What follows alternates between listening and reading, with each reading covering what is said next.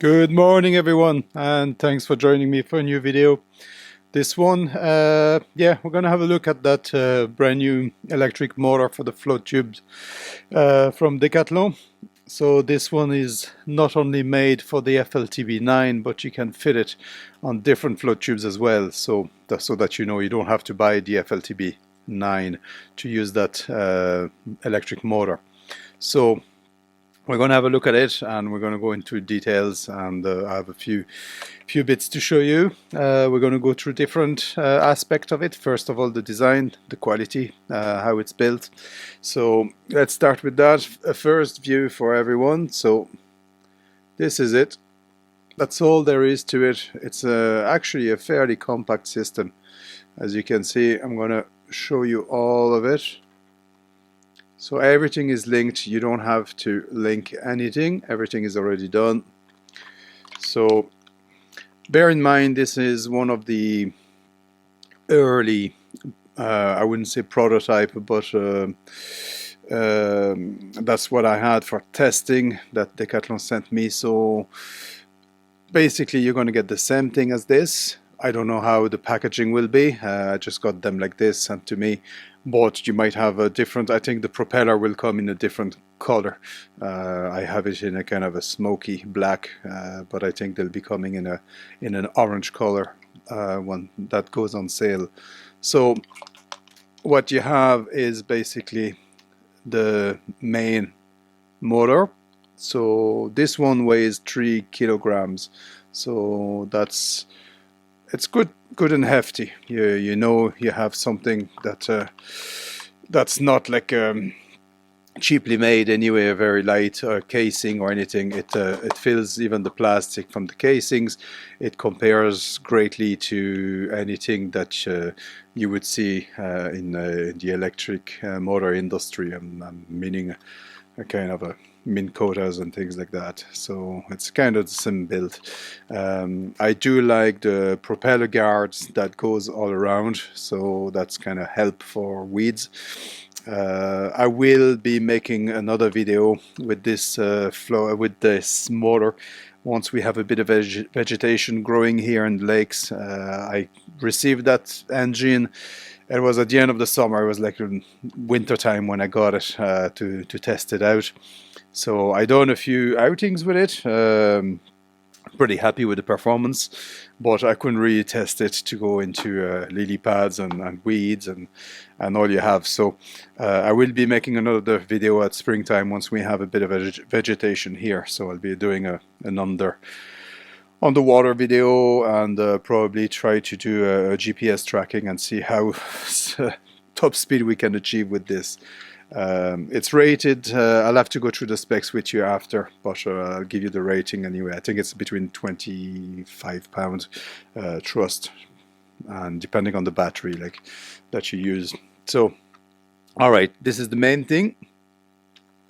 You have a heavy duty cable, alright. And what I like is that the split between the battery and the remote control is already made. So that's the split that you have. So I'll try to zoom here. So you see it's really strongly built. I mean, it's really solid. You're not gonna rip that apart. It's welded. It's really strong plastic. So that's nice. You don't have to do any work on that. The only connection that you might have, you have a connection then for the remote control. That's here. I will show you that after in a little bit more details. So you have a connection here. So simple waterproof connection. You unscrew, unplug, and screw back. I suppose these connections are made if you do have a problem with parts, or if you break the controller. I don't know what happened with the controller. You can get replaced and changed for a new one. Actually, this is a good point that I like about Decathlon, is that their after-sales service is really good and effective. So you won't be running for a replacement part, hopefully. So the other end of the cable goes down then to your battery linkage. So you have another linkage here, and the simple crocodile clamps at the end. I have to say the finish is really well made. It's neat, it's tight. There's nothing to say about it. The good and clips are good and strong. And all these parts are available on their website if anything does happen to the engine. So that's basically all that you have. I'm going to start watching a little video I made for you, how to set it up. I think that's what we're going to go after now. Or we might look at the specs, actually. I think that's what we'll do. We'll look at the specs. So I'm just putting that out. I'm going to have a look at the specs with you. All right. So, specs that we have. First, the spec that we see, of course, like I said, a different color propeller, so that's not to worry. It might attract Pike under your butt, that nice orange. So this is taken straight from the French Decathlon website, because I think that's where it'll be first on sale. They're not yet on sale at the moment, but they'll be coming. So as you can see, down at the bottom, pièces détachées, this is all the reference for all the spare parts that you might need. So you can have anything. So the remote control, the kill switch, new propeller, new protect propeller. You have the pins as well. So there's a good after sale in parts anyway. They thought of that. So then what do we look at here? So yes, the power is giving in pound between 24 and 32 pounds depending on the battery that you use. So it's a 12-volt battery, so depending on what you use. For the moment myself, I've been using a 75 amp normal battery, a slow release leisure battery. So far it held me up all day. I mean, I'm not trolling all day. All I'm doing is drifts and going back up the lake or moving around the lake. So the motor is not constantly running. But I had no problem with the battery like that. Obviously, yes, the weight will be nice to cut and got a lithium battery, but that's definitely a different budget if you want to go that way. It'll be ideal. So if there's any people who want to sponsor here, I'll be more than glad to take a couple of lithium batteries, but never mind. For the moment, I'm going to stick with the 70 amp and see how far they go. But definitely you can cut weight with a lithium. But after that, rest of the specs, yes, not much. The weight, 3 kilograms. And then, of course, the main thing is the price. This one retails, then that whole bundle package retails for €250. So I heard people saying already, but it's expensive, or I think Decathlon suffer a bit of a stigma of being a cheap and cheerful supermarket sports brand. So a lot of people expected, like, I know for the float tubes, people were shocked when it was like €590. But if you can have a look at that float tubes, you'll understand the price, because it's really a nice float tube. So yes, Decathlon are kind of pushing a little bit the quality now, and they're trying to get some really premium fishing gear out there, and so that's why people are still stuck with the idea that they're gonna get a little price for a float tube or a motor, but you can count that you're getting really good quality now with Decathlon, which is a nice thing. We'll do a little look at what's available on the market after, see what you can get. But what we go now, we go for the setup. I have a look at the setup now, how I set this up. It's fairly simple. So hold on, I'll find the thing. All right, roll that. Okay, so all fuel tubes come with that attachment at the base. that's kind of universal. They have the same attachment for the fish finder mount, which is very nice to have everything kind of standardized. You have that little security pin. I was surprised. I thought it was going to be really, really tough to put it in. You know, the way when fresh plastic or fresh thing out of the factory is really sometimes way too tight and you struggle to put it in and out. But I have to say it was well measured. I put that straight in and no problem. So after you get the two different sections there to pass the cable, if you want the cable to go on your right hand side or left hand side, you have the choice. So all you have to do is basically push all the wires and the remote control through that, so you'll have it on the other side.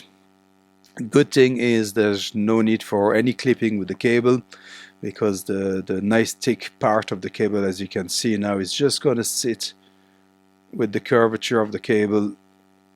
There you go. It just sits nice and neat. Perfect. It's nice flushed with the back of the float tube. You're not going to catch anything with that wire. It's really tight, as you can see, and it doesn't move. I've taken that in and out. I don't remove the motor every time I go fishing, because I don't need to. I carry the whole lot back home. It gets a little bit heavy if you have a couple of fields to carry the float tube, especially if you do a couple of in and out for the battery and all that. But hey, it's the price you have to pay. But I'm gonna try to find a system with a kind of a kayak wheel to carry it through fields, see what I can come up with. So cable passed through, so now we are at the back of the seat.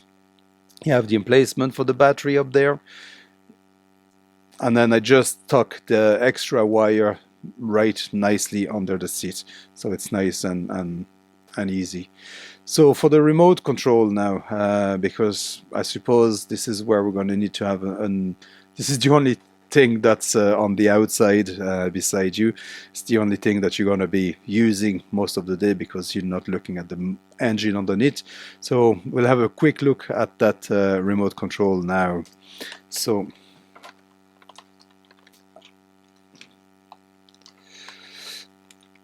compared to some other competition out there, this remote control is very basic, simple, and I like how basic it is.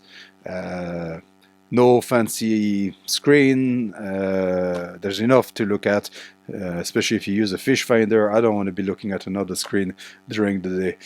One screen is plenty to look at, and sometimes I don't even do that. So for the speed, you get forward, reverse, forward, reverse. Very simple, okay? Nothing complicated with that. There's a little LED light here, that's all you have. So it shows you that you are connected properly to the battery and it's live. But the neutral, you get a good distinct click, which is nice. What else on this? Well, of course, the kill switch. Kill switch is a magnet. I find it maybe depends how you fish, but the lanyard maybe is a little bit, I don't know, short, or I usually try to keep it by my leg, because it's just a magnet, so it could come off a little bit easy. Depends how you set it, so make sure you don't catch it. But it's a simple lanyard with little carabiner at the top, and it is magnetic. You don't want to lose that, so make sure you have it always clipped. What I do after, when I leave the fishing or something like that, I get the carabiner and clip it on the wire itself, so you're not going to lose that. You never know, if you walk through a field or something, that fell off, you're screwed. You have to buy another one, so just clip it like that and you'll be safe.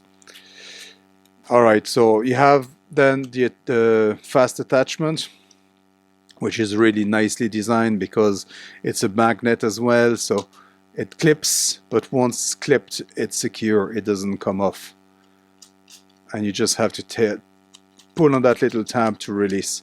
So this goes on your float tube, so you can remove the battery and have it handheld if you want. If you want to use it, put it in your pocket, that's a possibility. but I kind of like to be free of all that, so I usually clip it and put it on the float tube beside me. So that's basically the whole control center. Very simple, but straight to the point. One thing I would have liked on that maybe is to have a little textured button instead of having a smooth button. But I mean, this is really, really like big, very picky.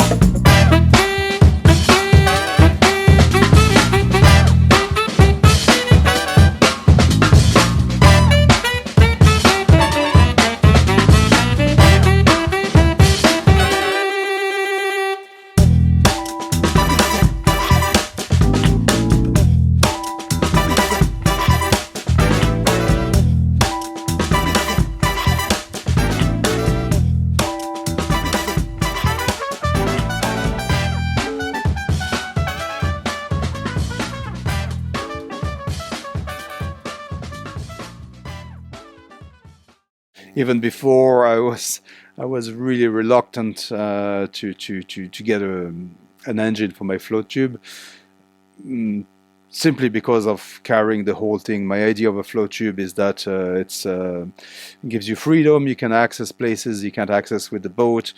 The lightness of it, you put it on your back and you go fishing. But once you start getting the comfort of having a motor, especially if you do some pelagic in the middle of a lake and you get a really windy day, and the fish, of course, are sitting in the worst place of the lake, and every drift you're catching a nice fish, and you have to go back up with with your fins. The engine comes like it's a godsend. It's brilliant to have. So maybe making another trip to the car and walking through another field with a battery, it's worth it now, I start to think. Even better the day that someone wants to sponsor for lithium, but we'll see. Never mind. So that's basically the quick look I had. What can I add? Yes, like I said at the beginning of this video, the good thing is that that engine can be fitted as well on the new version of the FLTB5, the first version that was so popular. The FLTB5 V2, I have a few here at the lodge now. You can actually put that electric engine under that float tube because you get that quick attachment, universal attachment, and the little hole to thread all the cables through it. Another good thing about this is that I think even if you have a float tube V1, or even if you have a float tube of another brand, I think in some Decathlon shop they are training some staff. I'm not 100% sure, I think that's what I heard, but they're training some staff that they'll be able even to glue on a patch for you and on any float tube, so you can purchase that motor and use it for any float tube. So that's really, really good, because you don't have to buy the whole new system because they have their own attachment. I think that this attachment will come as a stick-on pack in the future. So hopefully that will come, because that will be a really good thing for everyone. Last thing as well, I got a few questions too about the ground clearance of that float tube. It's very, very, very minimal. There is nothing. I mean, when you arrive to the shore, your feet are going to touch the bottom far, far before you arrive and start scraping the engine. So there's absolutely no worry about getting the engine caught on a rock or something, because it's so shallow that there's very, very little sticking out. So that's about it. I think I've covered a few things. If you have questions about it, put them in the comment section below. When I'll be making an update video on that engine, especially how it fares speed wise, battery endurance. I'm going to push the battery a little bit more during the day, and vegetation as well, because I think that's a big plus. A lot of people were worried about vegetation, because nothing worse if you have a pile of lily pads or something stuck underneath. You need to go to shore to unclog everything. So that hasn't happened to me, but I didn't had to go through a lot of vegetation. Like I said, I got that engine early in the late autumn, so there was nothing left here. Everything already died off. So there it is again, and yeah, I'm very happy about it. Can't complain. So see you for the next one. I'm working on different videos. I have another one on the flow tube. I'll be showing the fish finder mount, which is a nice little one, and I think it's retails here for €50, so it's not bad compared to other fish finder mounts that you can get. What else? Yes, there is the rod holder as well. I'll be showing you the rod holders for the extra rod on the side of the float tube, and working on some fly tying videos as well, or a couple of live streams. So yeah, thanks again for watching. And oh, by the way, thank you very much for all the new subscribers. That was really decent last couple of months. And if you guys want to get some cool merch, go on to the shop, support the channel that way if you want. And thank you very much. I'll see you next one. Bye.